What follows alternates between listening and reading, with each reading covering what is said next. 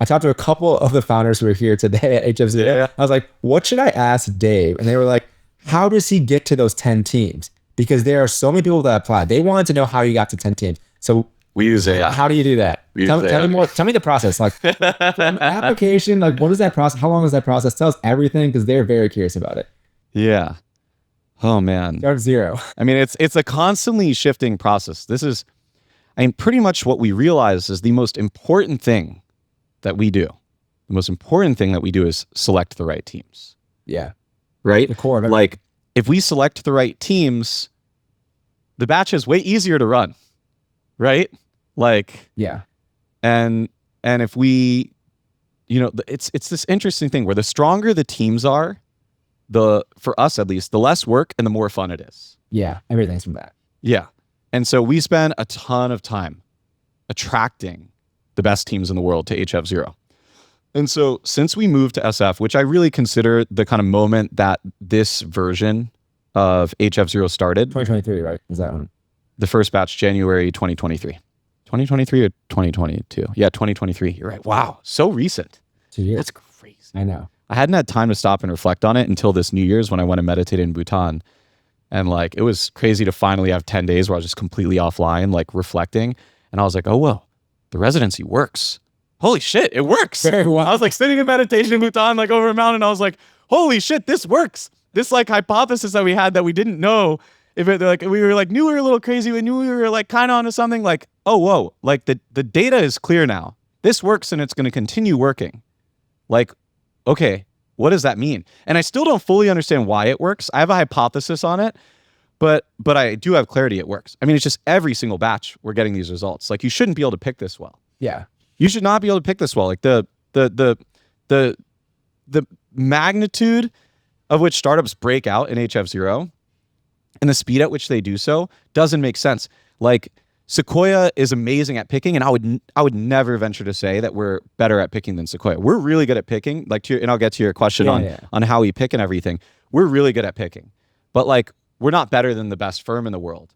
But like the speed at which startups break out when we back them, like I don't think anyone comes close. Yeah. Like we just posted our demo day recap video, and like if you watch this demo day, all of a sudden like 0 to 3 mil ARR no longer even like hits that hard.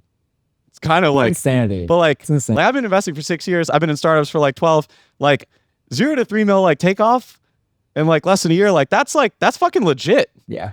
Like yeah, there's every once in a while there's a startup that takes off even faster than that, but like we're consistently doing that. It's like a third or like half of the batch, like this batch. Last batch, like 4 of the 10 teams broke 2 mil ARR by demo day. This batch, like 4 of them broke like 3 mil. You know, like it's just happening every single batch.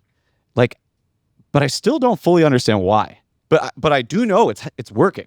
Yeah. I do know the residency works, and it's going to keep working. And yeah, I have a hypothesis on that, but we'll go into that later. I want to keep that. I want to keep the audience hanging. You got to keep listening for the hypothesis. We'll round that back out at the end. But the question you were asking is, how do we pick? Yes. So since we moved to SF, we've had about 35,000 teams start applications for HF0, which is crazy. Like most founders have never even heard of a residency, right? Because this like didn't really exist before HF0. Now, of course, you know, Facebook, when they started, they kind of had a residency of their own. They had a house. You know, Apple started in like a garage. Devin, Cognition, they had their own residency. So like individual startups have done this, but it hasn't ever been cracked intentionally in this way where it actually works like pretty much for like all the companies, right?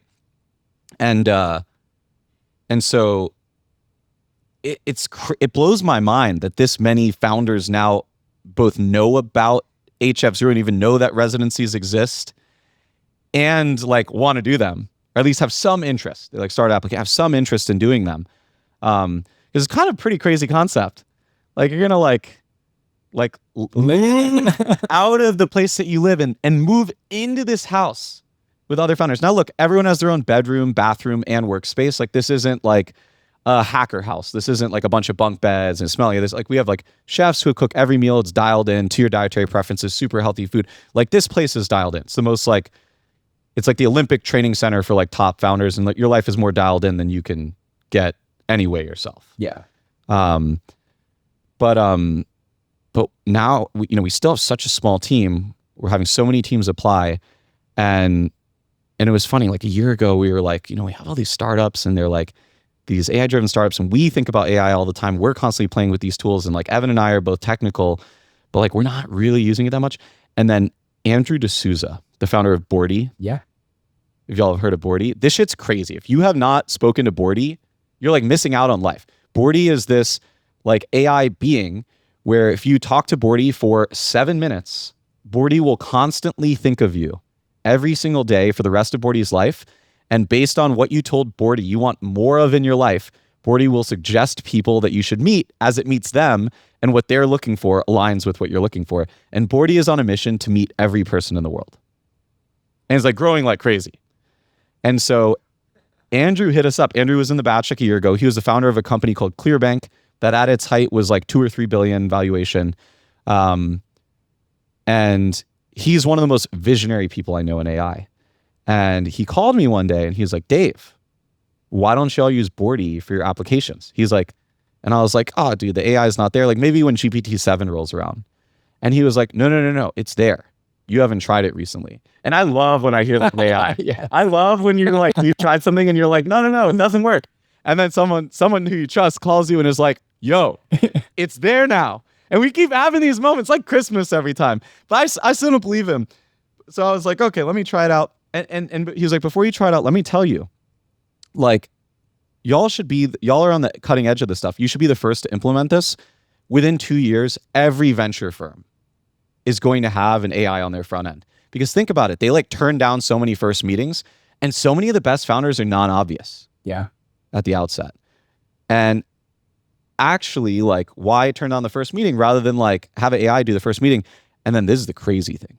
So we like tried it and we're like, oh wow, it is pretty good right now, but we still weren't sure. We still like we're more skeptical than anyone on this stuff, even though we're like constantly playing with it, playing like Evan knows every audio model. He knows every weird, like he's constantly playing with every weird model. So we like love it and we're skeptical. We have like that healthy dose. Yeah. And so we said, look, you know what?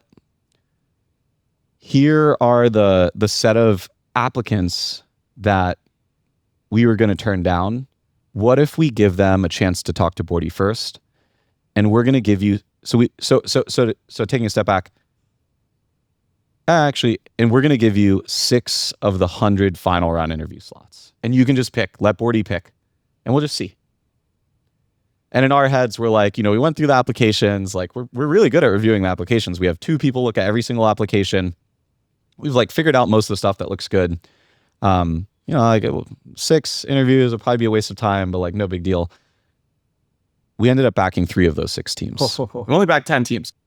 Bordy outperformed every human interviewer on our team by far, and with the applications that weren't otherwise even making it. Oh, what? In. And that was the moment we realized we're like, whoa, AI is actually better than humans at least doing like a first pass interview. And I think this is true almost across the board now. And we didn't realize until later why that's the case. And we're still trying to dial it in and figure it out. But I think part of it is that a lot of the best founders are actually humble. And when they're talking to a human or when they're writing an application, yes, you can train people to get better at writing applications. And we should coach people on how to front load their best stuff and everything. When you're talking to AI, it's fine to brag to an AI. Yeah, boast a little bit. Yeah. Humble with it. And so actually like this set of founders who are probably our favorite founders to back, who are incredibly competent, who crush it, who grind like no one's business, but who are humble, start shining through. You find these diamonds in the rough. And so Bordy does a lot of our first pass interviews now. And actually, like, it might be the best way to get a final round interview is to like actually talk to Bordy. It's like you can write a good application and get an interview and everything, but like you can also just like have a 7-minute conversation, blow Bordy away. And then also if you want to let Bordy know that he can, like now he can help you with other stuff too. It's great.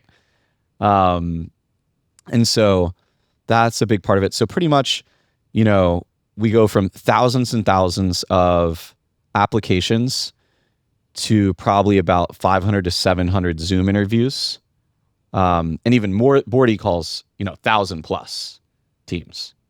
And then we fly out the best 100 teams to meet them here in person, because we think in person is so important. We get so much signal from meeting the teams in person. And I think it's really important for them to, they're going to live here for 12 weeks. They better come check it out.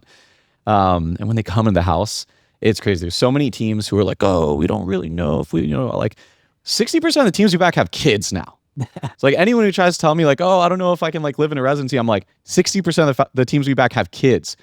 They love the residency more than anyone else. If it's a good fit for them, it's probably a good fit for you. You probably just haven't experienced anything like this. Yeah. So they come to the house, 100 final round interviews, and then we pick 10.